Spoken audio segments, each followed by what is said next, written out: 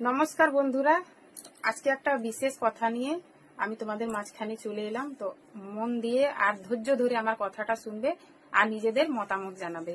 তো কয়টা দিন আগে আমি একটা ভিডিও পোস্ট করেছিলাম, যেটাতে আমি মেয়েদের উদ্দেশ্যে কিছু কথা বলেছিলাম। তো আমাকে সবাই কমেন্ট করেছো যে হ্যাঁ, আমি কথাটা ঠিক বলেছি, আর ভুল বললে অবশ্যই কেউ আমার ভুলটা ধরিয়ে দিতে।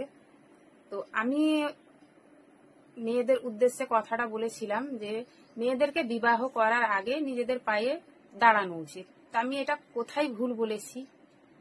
এই ভিডিওটাতে একজন মহাপুরুষ কমেন্ট করেছে, আমি তাকে মহাপুরুষই বললাম এত সুন্দর কমেন্ট করার জন্য, যে মেয়েদেরকে বিবাহ দিবার আগে বাবা মায়েরা চাকরি এবং বাড়ি বানিয়ে বিবাহ দিবেন, চাই ছেলে যেমনই হোক।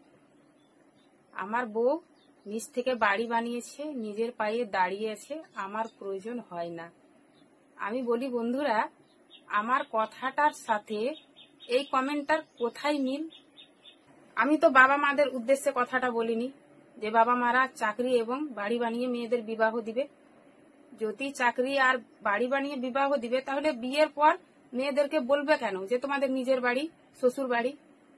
আমি তো মেয়েদের উদ্দেশ্যে কথাটা বলেছি কি, মেয়েরা যদি লেখাপড়া করে নিজেদের পায়ে দাঁড়িয়ে তারপর যদি বিয়ে করে, তাহলে এসব ধরনের কথা শুনতে হবে না, নিজে একটু সম্মান নিয়ে বাঁচতে পারবে।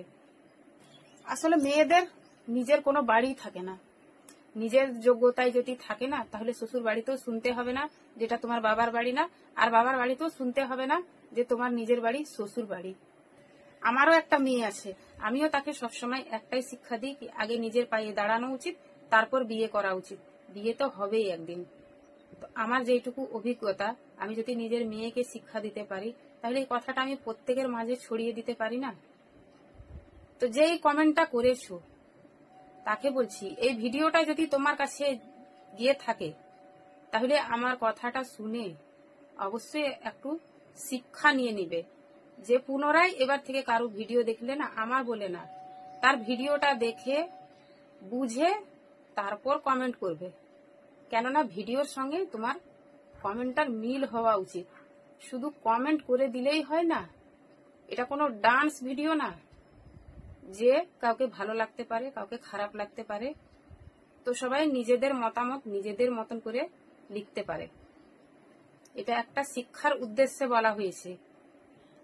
ওই ভিডিওটাতে আমাকে যতজন কমেন্ট করেছো, তো আমি প্রত্যেকের রিপ্লাই দিয়েছি, কিন্তু এই কমেন্টটার আমি রিপ্লাই দিইনি। দিতে পারতাম কিন্তু দিইনি, কারণ আমি মেয়েদের উদ্দেশ্যে যখন কথাটা জনগণের মাঝখানে ছেড়ে দিয়েছিলাম যে আমি ঠিক বলেছি না ভুল বলেছি, তো তোমরা প্রত্যেকেই বলেছো যে হ্যাঁ আমি কথাটা ঠিক বলেছি। তখন আমি ভাবনা করে দেখলাম যে আমি যখন সবকিছুই তোমাদের সঙ্গে শেয়ার করি, নিজের ভালো মন্দ, তখন এই কমেন্টটাও তোমাদের সঙ্গে শেয়ার করা উচিত, জনগণের মাঝখানে ছেড়ে দেওয়া উচিত। জনগণরাই ডিসাইড করবে যে এই কমেন্টটা ঠিক না ভুল। তো বন্ধুরা, কমেন্ট বক্সটা ছেড়ে গেলাম, তো তোমরা অবশ্যই কমেন্ট করে আর ওই জ্ঞানী মানুষটাকে একটু শিক্ষা দিয়ে দিও। ধন্যবাদ।